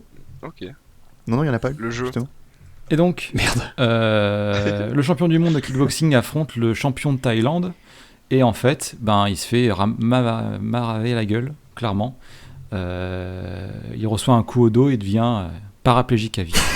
Et donc, on a son frère, qui est joué par JCVD, qui souhaite se venger. Du coup, il va affronter le gars qui s'appelle Tongpo, le fameux Thaïlandais. Et attention, Tongpo. Et donc... Ouais, pardon, excusez-moi. Aïe. Et donc, pour ce faire, il va apprendre un combat, parce que lui, il n'est pas du tout combattant à la base, hein, c'est juste le frère du champion du monde de kickboxing. Et donc, il va apprendre le Muay Thai, qui est donc a priori un art martial. Je crois que c'est un et cocktail. il va apprendre ça auprès d'un certain Tian Cho, qui est un maître, évidemment asiatique, dans l'art justement du Muay Thai. Ils organisent un combat final qu'on dit à l'ancienne mode, où en fait les gants sont des gants en fait en lin ou en chanvre, en lanière, là. Qui sont trempés dans de la résine, et on y met du verre pilé vous savez, on met des à la dure dans la résine, on met après les mains dans le verre pilé pour vraiment rendre le combat plus sanglant et dangereux. Et alors, cette scène a été parodie dans un film. Est-ce que vous avez le film en question ? Ouais, j'ai rien compris à la question. La scène justement des gants qui sont trempés dans dans la résine puis le verre pilé a été parodié dans un film. Lequel ? Ah, parodie, pardon. C'est Hot Shot 2. Oh mais quel... Oui, Hot Shot 2. Oh. Non, Où, parle pas de ce film. Dans une scène... J'adore ce film. Oh. Dans une scène où il y a Charlie Sheen, on parlait de Charlie Sheen il y a 2 semaines, où Charlie Sheen, du coup, qui joue Topper Harley, trempe ses gants dans du caramel et des bonbons à la place de la résine et du verre. Donc bon, si vous n'avez pas vu Hot Shot 2, bien sûr, allez le voir. Hot Shot, c'est un film parodique, c'est exceptionnel. Il faut aller voir les deux, Hot Shot 1 et Hot Shot 2, même si Hot Shot 2 est mon préféré. Voilà, donc ça a été parodié dans ce film. Donc pour vous dire que si c'est parodié dans un film des années 90, forcément, Kickboxer, c'est un film qui a plutôt bien marché. On passe au film suivant. Vas-y. Alors cette fois-ci, ce sera Double Impact. Double en Impact. 91. Dans un New York où la criminalité augmente, un homme choisit de prendre la voie des points pour rendre la justice. Mais après quelques échecs, il prend des cours auprès d'un maître chinois dans les égouts et combat la criminalité. Tu viens de nous décrire les Tortues Ninja. C'est pas parce qu'il y a un maître ninja dans les égouts que c'est les Tortues Ninja. Hein. Bah ouais. À New York. Mais les égouts de New York sont très prolifiques. Et il y a rien de double là-dedans du coup. Qu'est-ce que tu viens de décrire ? Bah si, mais c'est par la voie des points quoi. Après il apprend une technique. Dans le sens qu'il a 2 points. Bah voilà. Bon, raté. C'est à Hong Kong, encore une fois. Pas dit.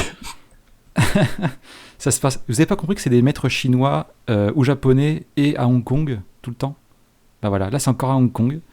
C'est un riche industriel qui est assassiné, ainsi que sa femme, et par la mafia chinoise de Hong Kong. Et on retrouve leurs 2 fils, Chad et Alex, qui sont 2 jumeaux, et qui sont séparés en fait au moment des décès des parents. Un va aux États-Unis et un reste à Hong Kong. Et en fait, un jour, comme ça, le jumeau de New York apprend qu'il a un frère jumeau à Hong Kong et il va le rejoindre pour essayer de venger ses parents. Ce qui est intéressant dans ce film, c'est que Jean-Claude du coup joue les 2 personnages, vu que c'est des jumeaux. Et donc, on a double de Jean-Claude qui nous fait un Jean-Claude un peu badass qui a vécu un peu dans la rue de Hong Kong avec un blouson en cuir, vous voyez, en cuir. Et un autre qui a vécu à New York, qui est un peu plus, enfin aux États-Unis, je sais plus si c'est à New York c'est exactement, qui est un peu plus, on va dire, frêle. Et au final, ils vont péter des gueules tous les 2 contre les méchants. Et donc, pareil, là, Jean-Claude, en 91, c'est un bon film. On sent qu'il est encore à fond dans son rôle, il cabotine un peu. Enfin bref, on sent qu'il kiffe. C'est rarement les Chinois les gentils dans ces films-là quand même. Vous connaissez un seul film où les Chinois sont les gentils ? Je te rappelle que c'est la guerre froide aux États-Unis. Tout ce qui est Chine, etc., c'est des rouges. Hein, voilà.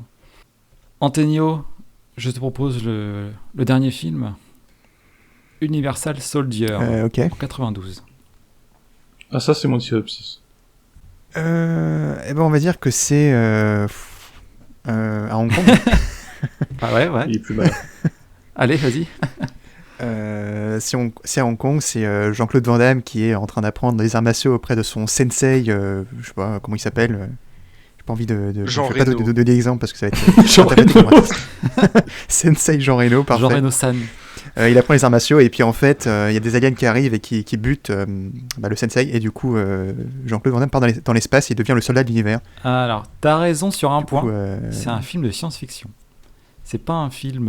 Mais c'est pas Hong Kong. C'est pas finalement tant un film de combat d'arts martiaux. Donc du coup, t'as tout faux sur le fait que ce soit Hong Kong. C'est les armes à feu et non pas les arts martiaux qu'il va apprendre cette fois-ci. Non, en fait, c'est pendant la guerre du Vietnam. C'est le Vietnam, hein, c'est pas Hong Kong. Encore les méchants. C'est dingue. Qu'est-ce qu'ils ont fait les gens qui habitent en Asie ? On a 2 soldats. Donc c'est pendant la guerre du Vietnam. Du coup, encore un contexte de guerre froide.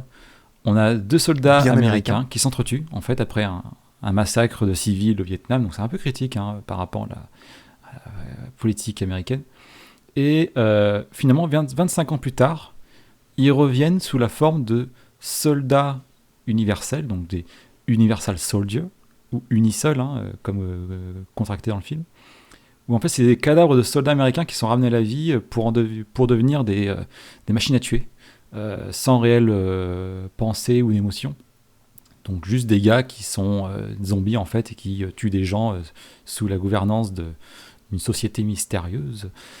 Et en fait, Jean-Claude qui joue un Unisol va finalement rencontrer une madame et elle va lui faire revenir ses pensées qui ne sont finalement pas tant disparues que ça.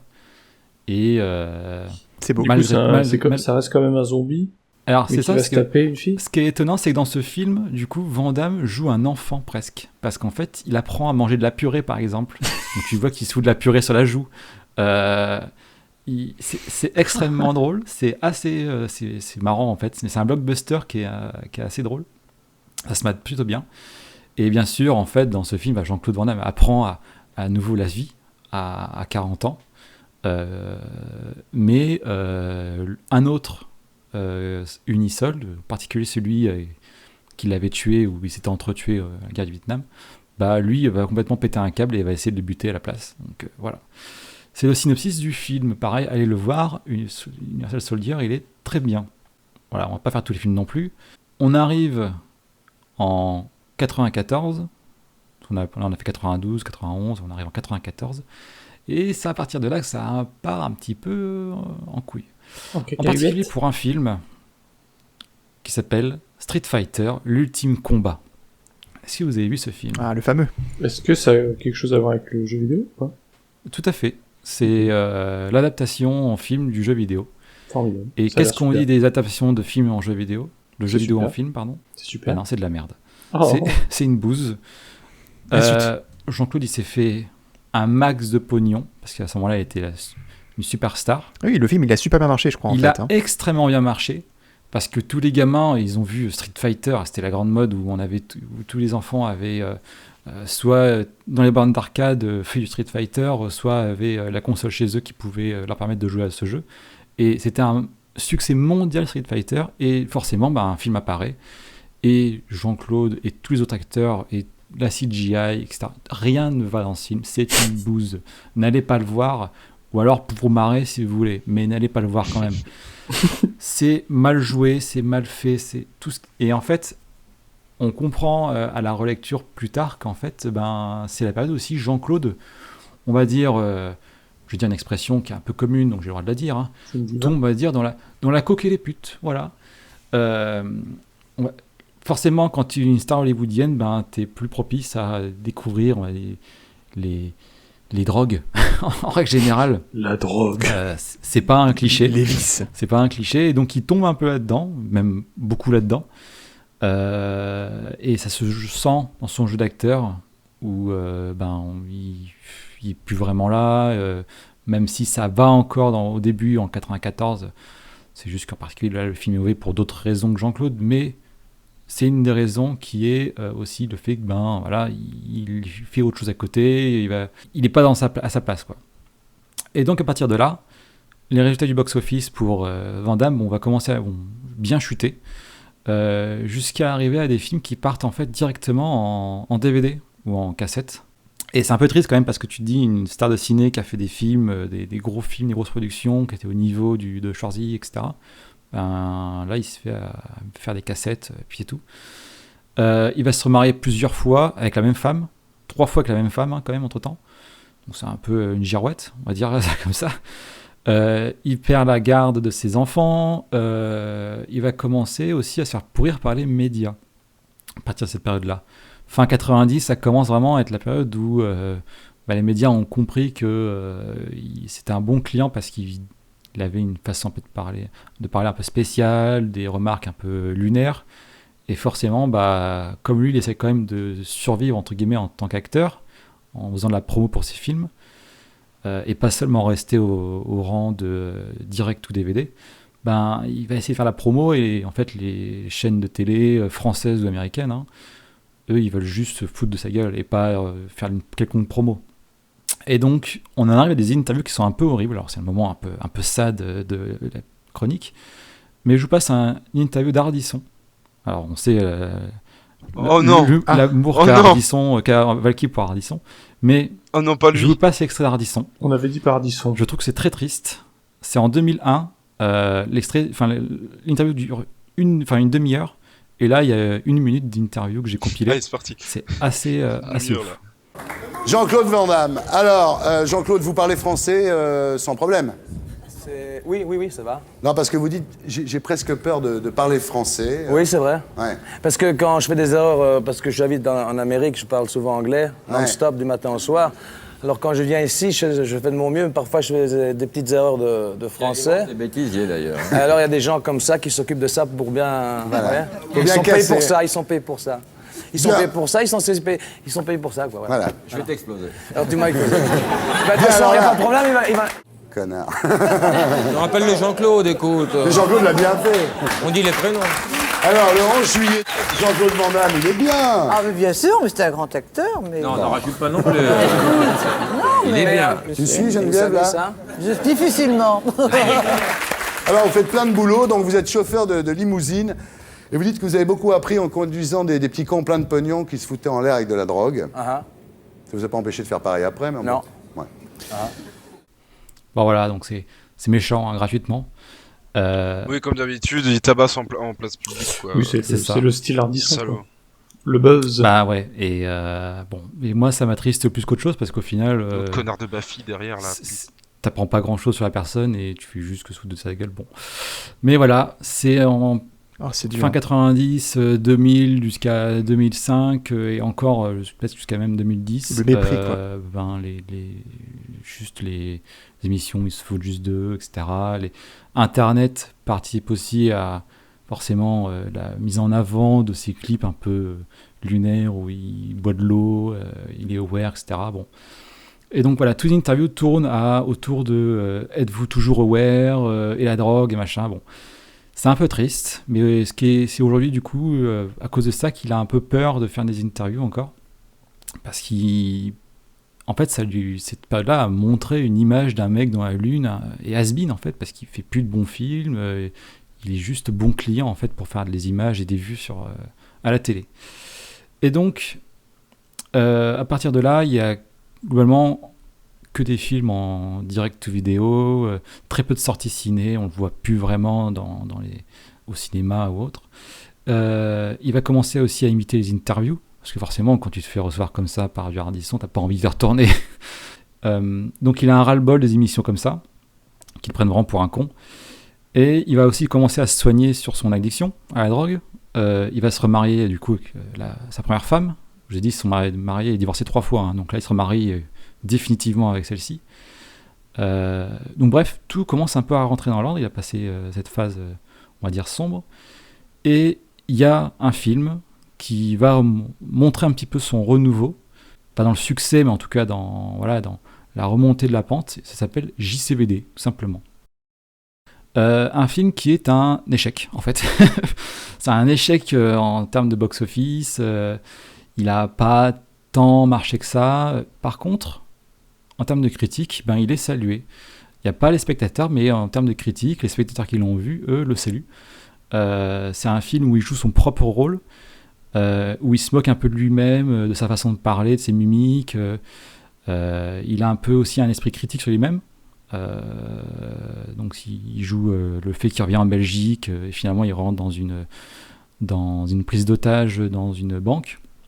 Voilà, et donc c'est presque un film parodique en fait de sa personne. Et au final c'est très cool. Je l'ai vu très récemment parce que je voulais faire une chronique sur Van Damme, mais j'avais pas vu le film JCVD et c'était une bonne surprise pour moi.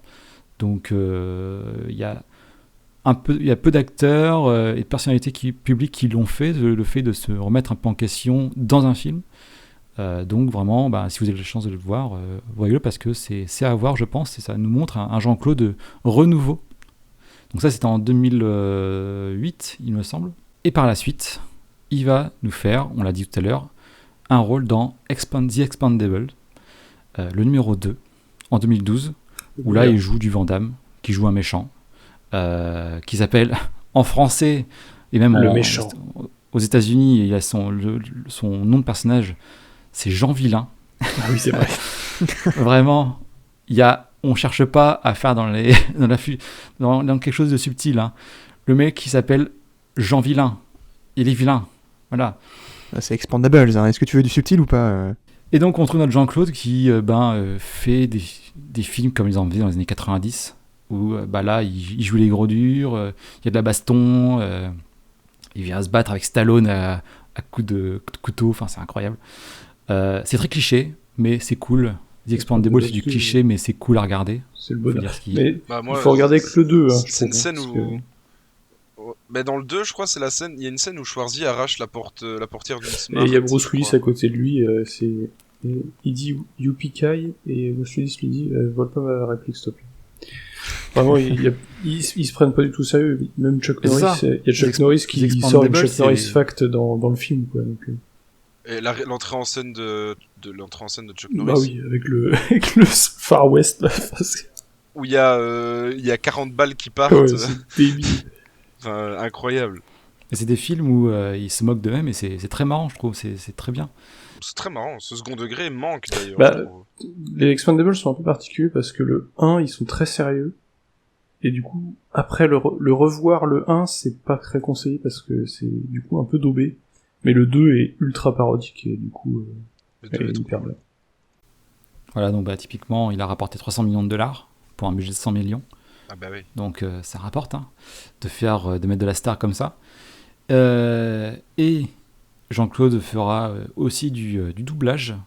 Voilà, ils ont parlé qu'il faisait peu de doublage sur ses films de 90 et 2000. En 2012 et après, il fera du doublage aussi. Et en particulier pour un film, et là on revient à la chronique de Valky, il a doublé Kung Fu Panda 2. Il joue lequel ? Voilà, c'est Mais non. Bah si. Je crois que mais je crois que j'ai su cette info un jour. Ça me dit un truc. Je ne saurais pas te dire dans quel personnage il double, n'ayant pas vu Kung Fu Panda. Mais il joue en tout cas, il fait du doublage dans le 2 et dans le 3. Donc je pense que c'est un personnage qui revient. Et il joue aussi il fait du doublage aussi pour les Mignons 2. Voilà. Donc notre Jean-Claude finalement, aujourd'hui, il fait encore des petits films. En particulier des films qui sont à nouveau encore en vidéo directement et non pas en ciné. Mais parce qu'au moins, lui, il n'a pas la pression des studios, il fait ses films parce qu'il veut faire des films en fait. Il adore ça, et donc là aujourd'hui, il se pose plus de questions vu qu'il a déjà de l'argent, et il gagne de l'argent encore avec les rentes de ses films d'avant. Donc là aujourd'hui, il tourne pour son plaisir. Il fait, voilà, il kiffe sa vie, quoi, tout simplement. Putain, et donc, super mec. Tout simplement. Et j'espère que malgré tout, un jour, je pourrai le revoir sur grand écran quand les salles seront réouvertes. J'espère un jour. Et si vous voulez, plutôt qu'attendre les réouvertures des salles, mater du Jean-Claude, je me suis fait, là j'ai fait mon top 5 perso. Voilà, c'est mon top 5. Vous en avez peut-être un autre, moi c'est mon top 5. En numéro 1, Bloodsport de 88. Allez le voir. C'est un très bon film, vraiment j'en ai beaucoup parlé. En numéro 2, Kickboxer, on l'a évoqué aussi, qui est dans le même mood un petit peu de Bloodsport, hein, c'est la suite presque directe. En 3, je mettrai JCVD, on a évoqué aussi. En 4, ce serait Le Grand Tournoi, que je n'ai pas parlé mais qui est à regarder. Et en 5, Double Impact, que j'ai évoqué, qui est un bon film. Hein. C'est de l'action globalement, les 5 là. Ça peut être qu'un bon film, il y a un double JCVD il y a un dedans. double Jean-Claude, qu'est-ce que tu veux faire de mieux C'est incroyable. Et donc, si ça vous gêne pas, je vais laisser le mot de la fin à notre cher Jean-Claude, avec une petite séquence qui est beaucoup plus récente que l'interview d'Ardisson, qui est dans une émission qui s'appelle C'est à vous, sur France 5, je crois, où là, il parle avec son cœur, il a des paroles pleines de sens, je trouve, même philosophiques. Voilà, donc je vais lui laisser la parole maintenant. Et alors, quand je viens dans une TV, parfois ici en France, parfois les gens ils rigolent un peu la manière dont je parle, mais parler c'est une chose et penser c'est autre chose. Alors, ce que j'essaie d'expliquer, pas à vous, vous êtes des gens qui ont un métier, vous êtes intelligents, vous gagnez votre argent, mais la jeunesse française, jeunesse partout dans le monde entier, il y a beaucoup de gens qui ne savent pas ce qu'ils sont. et il faut s'étudier. Et quand on s'étudie, on trouve une voie où cette personne qui s'étudie peut être très efficace. Et alors là, elle peut procréer des choses qu'elle a envie. Dans cette série, Jean-Claude Van Damme est à la retraite, à 57 ans. Ça, c'est de la science-fiction. Oui, pour sûr. Vous ne voulez pas envisager la retraite, c'est pas possible. J'adore travailler. Vous aimez travailler? Oui. Et puis, si je m'arrête, je meurs. C'est ce que vous avez déclaré. Si je m'arrête de travailler, je meurs, pour sûr. Si on s'arrête de créer dans la vie, on devient... On est mort. Il faut continuer à créer, il faut toujours penser, aller de l'avant. J'aimerais bien que les gens, de temps en temps... C'est dur à me connaître, j'aimerais bien... Parce que les gens, Van Damme, c'est qui, Aware, tout ça, il a créé son j'aimerais bien que les gens viennent avec moi pendant un mois, avec... Non, je sais pas m'expliquer, je suis trop compliqué. Bah écoute, moi, je veux bien venir pendant un mois avec toi, il n'y a pas de problème. Voilà, Jean-Claude, l'invitation est lancée. Voilà. Si tu nous écoutes. Ben voilà, messieurs. C'était super cette chronique closer. Impressionnant. Ouais, très ciblé sur du people ce soir. Écoutez, on fera des émissions avec un thème spécial une autre fois, mais ouais, là c'est... Antonio, où est-ce qu'on peut le retrouver? Eh bien, tous les samedis soirs à l'Olympia. Oui, parce que comme il est vide, période de Covid, du coup on s'y installe. On a mis notre table ici, voilà, on y dort. On est installé. C'est parce qu'on a des bons micros, mais sinon ça résonne. Waouh. Vous pouvez nous retrouver plus sérieusement sur les internets, alors sur les réseaux sociaux, évidemment sur Twitter, Instagram, @podculture. Et puis évidemment, vous pouvez suivre l'émission sur toutes vos applications et plateformes de podcasts préférées, telles que Spotify, iTunes, Podcast Addict ou YouTube, j'en passe. Enfin, quasiment partout, vous pouvez pas nous louper. Donc n'hésitez pas à suivre le flux du podcast, comme ça vous aurez les notifications dès que l'épisode sort un dimanche sur 2. Voilà. Et n'hésitez pas à nous envoyer des petits mots d'amour ou de haine, en fait, si vous aimez les épisodes ou pas. Comme ça nous fait un peu de... Salaud. Des retours, du feedback. On est toujours intéressé, on prend toujours... Je crois que Valky est toujours ouvert pour les DM. Et aux lasagnes. Oui. Si vous voulez m'envoyer des bons petits plats, n'hésitez pas. Voilà, envoyez-nous vos recettes de lasagne. Si vous voulez que Valky mange un hamburger à la prochaine chronique, vous pouvez choisir le prochain plat de Valky. C'est vous qui choisissez ce que je mange. Eh bien, parfait. On vous laisse du coup. Passez une bonne soirée. Et merci à vous deux pour vos chroniques incroyables. Ouais, c'était super. Ah, on offre. Et nous on reçoit. Passez une bonne soirée et à la prochaine. Salut les gens, à plus tard. Prochain. Bisous.